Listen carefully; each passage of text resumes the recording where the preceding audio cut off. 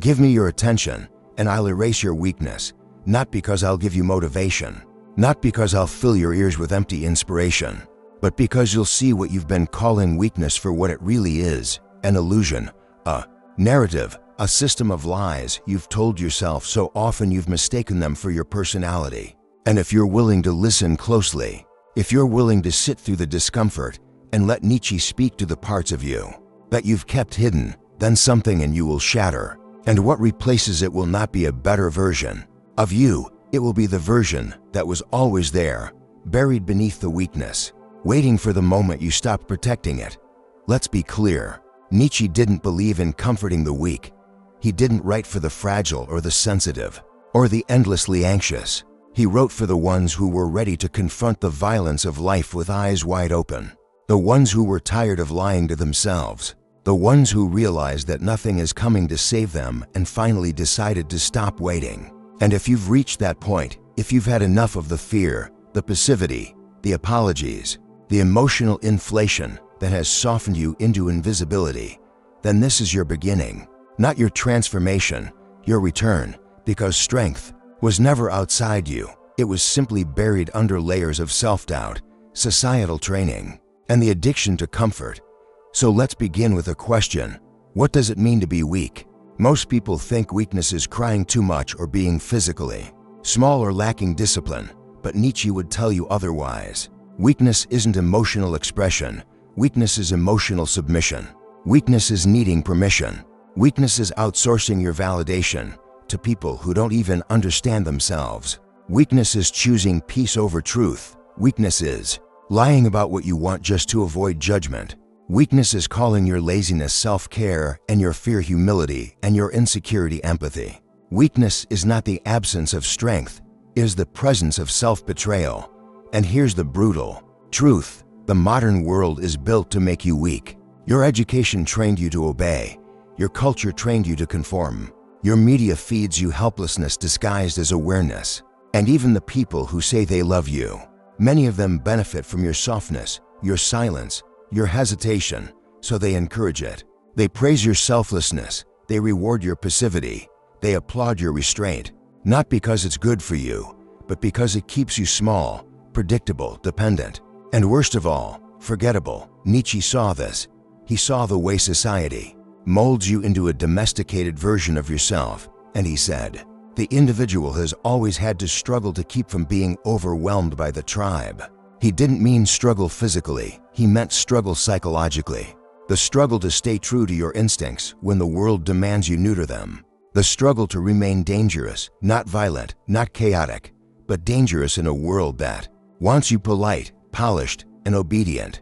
And so the first step in erasing your weakness is to understand that you've been trained to mistake weakness for goodness, to believe that saying no is rude, that asserting your boundaries is selfish, that choosing yourself is narcissism. But Nietzsche flips that completely. He says that real strength, the kind that makes you magnetic, respected, remembered, comes from the rejection of mass thinking, the rejection of safety, the rejection of needing to be liked. So let me ask, you, who are you without the need to be liked? Not hypothetically, actually strip away your filters. Stop editing yourself. If no one needed you to be nice, agreeable, humble, passive, who would you be? What would you say? What would you demand? What would you walk away from? Most people can't answer that because they've built their entire identity on reactions, on feedback. They don't have a self, they have a mask, a persona sculpted to fit in, to survive. And Nietzsche hated that. He saw it as the death of the human spirit, because the moment you stop being dangerous, the moment you start filtering your truth to fit a system, you've already surrendered your power. But you feel that already, don't you? That quiet resentment, that simmering frustration, that fatigue that doesn't go away with sleep. That's not burnout, that's the cost of weakness. The cost of living in a way that silences your deeper instincts, just to keep the surface smooth. So here's what Nietzsche would tell you now. You were not born to be soft. You were not born to be tolerant of everything. You were not born to fold every time someone raises their eyebrow. You were born to embody system. Embody something sharper, something primal, not chaotic but unshakable, not reckless but untouchable. And the reason you feel weak is because you've denied that part of you for so long. You've started to believe it never existed. But it did, it does. And we're going to dig it out right now. Let's talk about your habits, because weakness lives in routine, in subtle daily rituals that slowly rot your willpower while convincing you you're doing fine.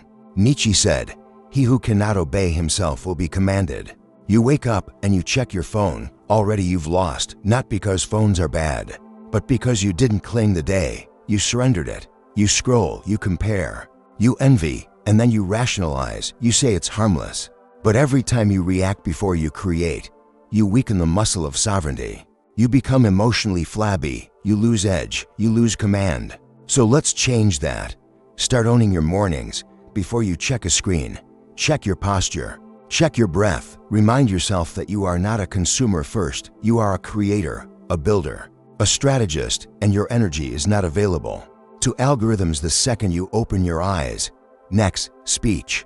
Weakness shows up in your words, in how you water yourself down to make people comfortable, in how you speak softly so they won't feel threatened, in how you say "I don't know" when you do, in how you apologize for things that don't require an apology. You're leaking power, and they can feel it. That's why they don't listen to you.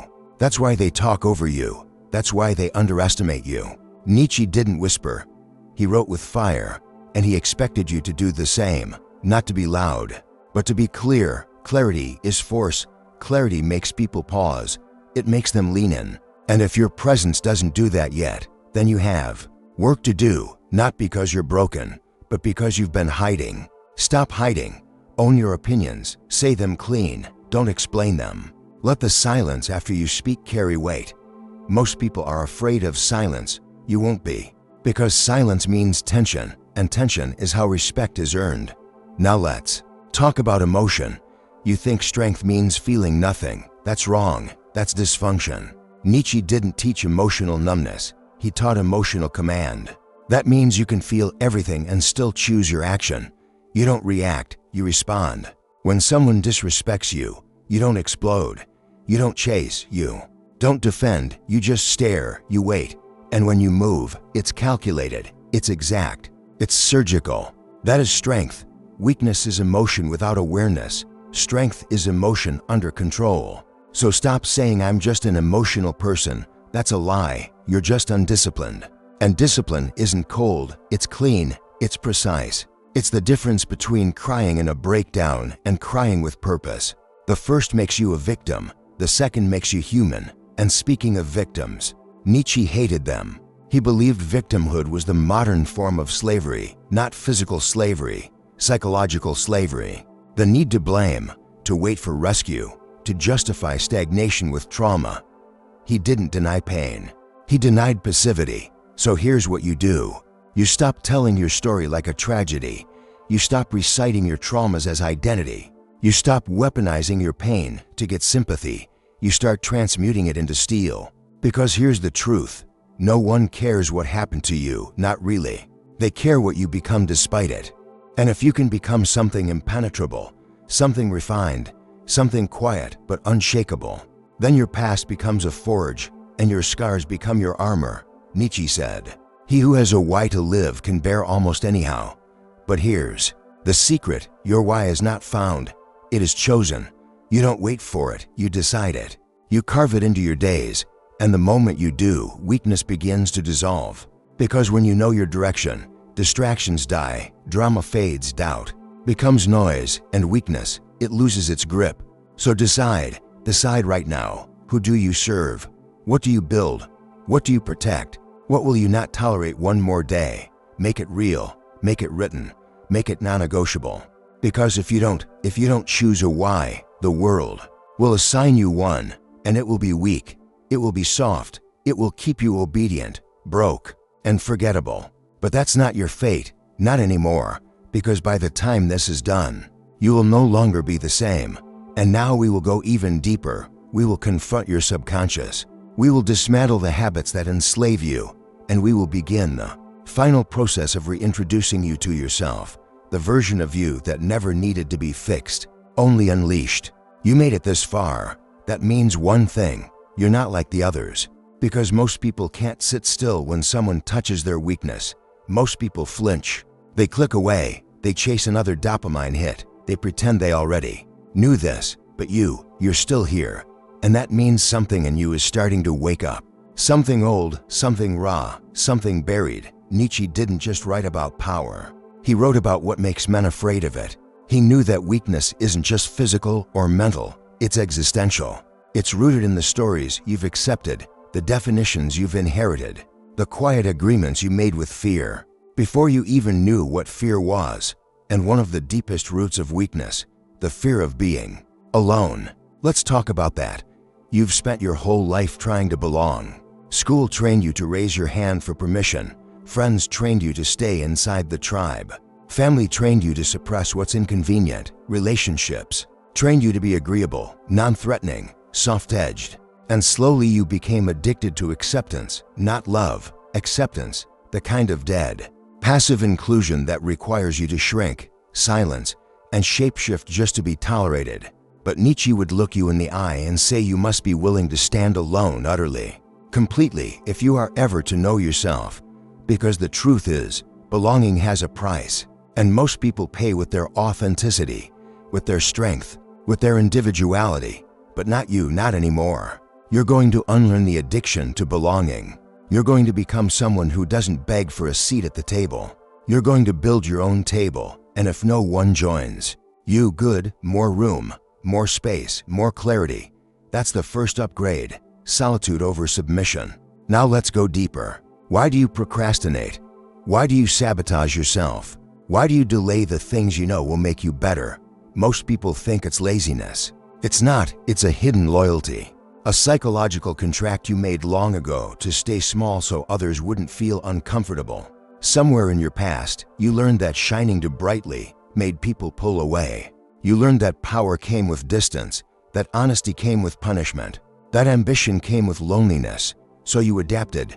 You learned how to dim, how to delay, how to talk yourself out of your own momentum just to keep things safe. That's not laziness, that's survival. But it's time to break the contract, because you're not here to be tolerated. You're here to be felt, and that requires intensity. It requires decisiveness. It requires the kind of clarity that makes average people uncomfortable. Nietzsche said, "The snake which cannot cast its skin must die." That's what weakness really is. The refusal to evolve because you fear who you might lose if you do. But now you're going to shed the skin, not gently, not slowly, you're going to rip it off. The people pleaser, the second guesser, the overthinker, the emotional translator, gone. Let's get tactical. Start with your language. Every time you say I don't know when you do, you reinforce uncertainty. Every time you say maybe when you mean no, you fracture your own integrity. Every time you say sorry for existing, for interrupting, for needing anything, you cut away at your own spine. Speak clearly. Don't soften, don't qualify, don't filter. People will say you're rude. Let them. That's just a reflex from those who got used to you making yourself small. And you're done with that. Next, your body. Weakness hides in posture, in how you sit, in how you move, in how you breathe. Most people live like prey, shoulders slumped, eyes down, breaths shallow. You can tell someone's story by their frame, but now you change yours. Stand like someone who knows they're watched. Walk like someone who expects to be followed. Sit like someone who isn't asking for permission. Every room you walk into, you dominate, not by force, but by presence. Presence comes from certainty, and certainty comes from alignment.